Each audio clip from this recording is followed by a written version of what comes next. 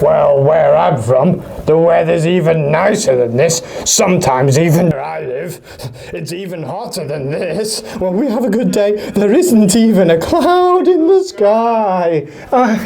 Hey, James, is it all right if we just don't include that bit?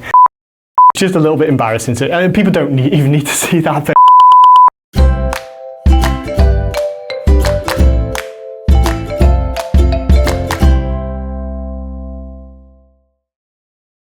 Hi everybody, and thank you for tuning in. Today, in the spirit of National Animal Day, we are going to be using this really fun die called Animal Finger Puppets by Lisa Jones, the fantastic Lisa Jones. This is the kind of die that you can craft along and, you know, have fun with your own children, making up scenarios, making stories. It's a really simple die to put together, which I'm going to show you now. So let's get crafting.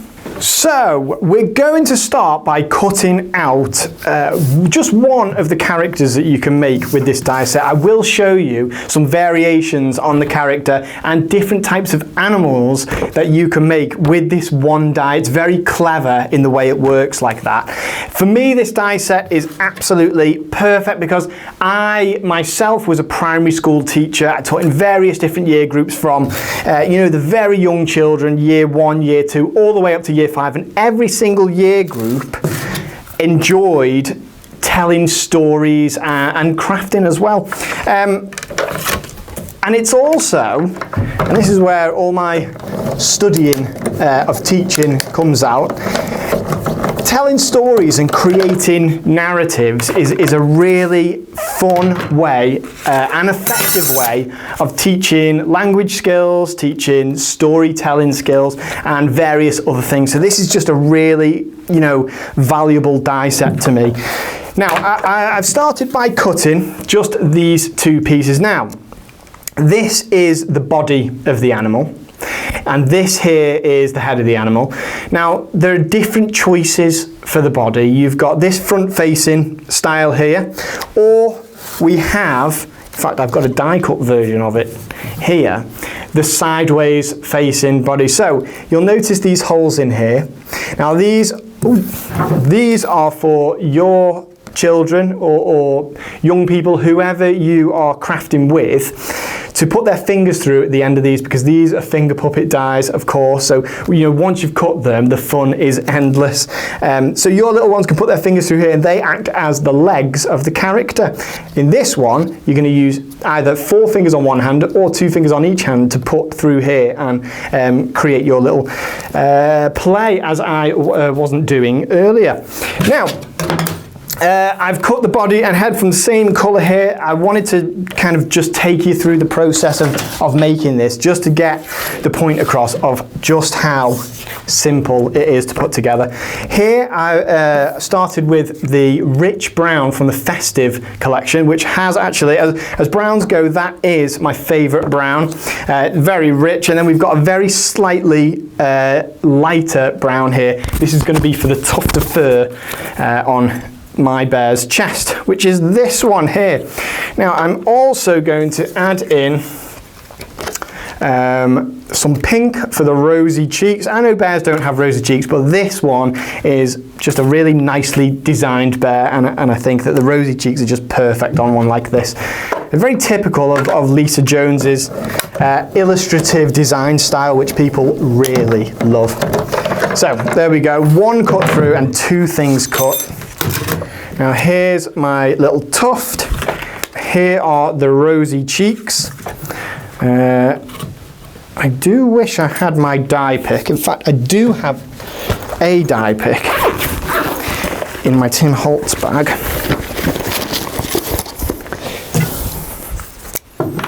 Here. So I'll take that out of there, put these to one side, and then one last cut for this character, which is the black for the nose. And incidentally, that's the same piece here, a little triangular bit that I just poked out, that we're going to run through.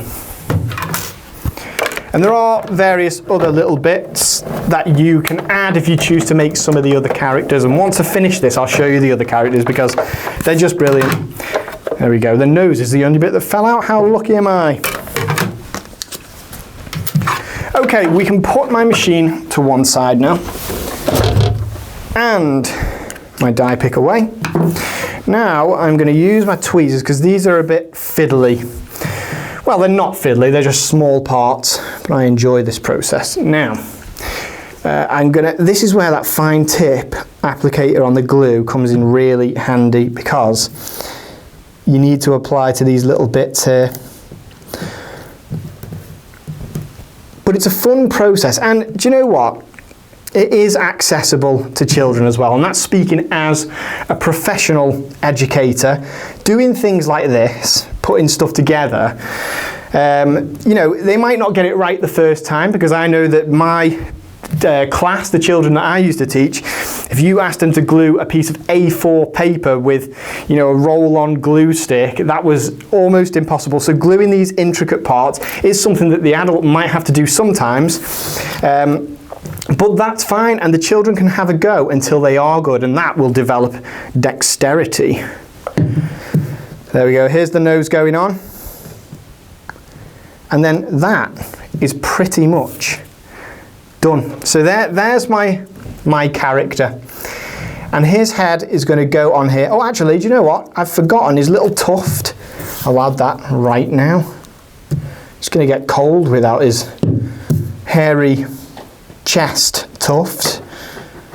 There we go. And you can see now why I used that very slightly different brown, and I'll bring on the one that I've made earlier, because what I've done with this that's slightly different is I used a tiny bit of foam tape to add a bit of dimension there so that the head really stands out.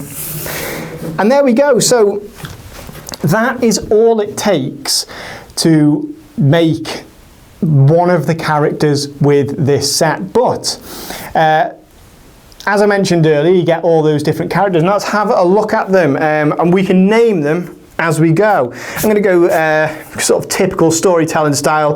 This is a bear, so I'm going to call him Brandon the bear. There's Brandon. In fact, I'll leave Brandon here. Larry the lion. So here we can see that I'm using the sideways body here. So that will be if your character is coming on the screen this way, or, you know, walking across, then we might want him sideways for this, because they might be talking to each other. Or we do have the front-facing version of Larry, which is here.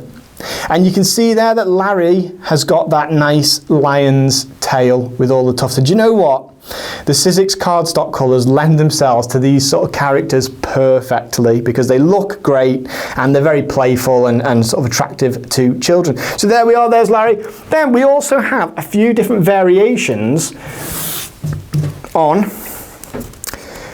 different coloured, maybe bears, they could even be dogs. And if you want it to be a cat, we do have some cat ears that you can use as well. So how cool is that? Already here we've got a lion, a cat, a few different types of bear slash maybe puppy dog, and we've got them facing or standing in different ways. And then the star of the show for me is this last one here, which I'm going to name Pete the panda. So we've got Brandon the bear and Pete the panda here, and they're just fantastic. So Pete's eyes here, they come with the little, you know, you can change the colour of them, but they've still got those indented, those embossed eye shape, where it's that lovely kind of, again, typical of Lisa's style, those closed eyes. We look very proud. But how cool is that? Now, the fun doesn't stop there, because we've got all these characters now. Remember, they're all just from that one set. All these characters are ready to go, and we're ready to tell stories with them, play about, think of different scenarios, and it, you know, it does wonders for a child's imagination. Now, I have started to create my own scene, and all I've done here is, let me just, I'll show you the scene. We've got the sun here, we've got these lovely long strips for trees, and we've got this grassy floor here. Now, here's how I created this. I used just a pair of scissors These are the Sizzix scissors. They'll cut through fabric and anything. So if you want to use fabric on your kind of puppet backdrop, shall we say, you can. And I also used a circle framelit for the sun there. Always using the circle frames. Now, I used the festive colours here. Now one of them's missing because I've already used it, which is the brown on the trees here. I couldn't find the roll that I was using earlier, but you get a lot more than just making these trees. And also the thing about crepe paper is it's perfect for an activity like this, because it's what's the word? Not exact, you know, it's not a precision thing, it's for having fun with. It stretches in a really fantastic way, so you can cut it. And I'm going to just cut some thin strips here to create some nice hanging vines on my puppet backdrop. I'm going to put a little blob here. They're all going to be coming in from the top, and I'll do a few more because this is a forest, and much like the temperate rainforests of places like Oregon, you get these nice little hangy down. See, we're learning already. That was a bit of geography then. And I'm going to put that in there. And look at this. I can stretch my vines down if I want to. So if I want them a bit longer, I can actually stretch that really far. There's a lot of give in this stuff. And if you are clever about it, you can even curl them like ribbons. But I would need my trusty paper sculpting kit for that. So there is my backdrop. I would add more of these to each side. We can also use lots of other dies from chapter 4, from chapter 3 for the same sort of purpose once you are creating with this sort of thing. So as animal dies go, I've got a little box here, or any dies that you can use with this, in fact.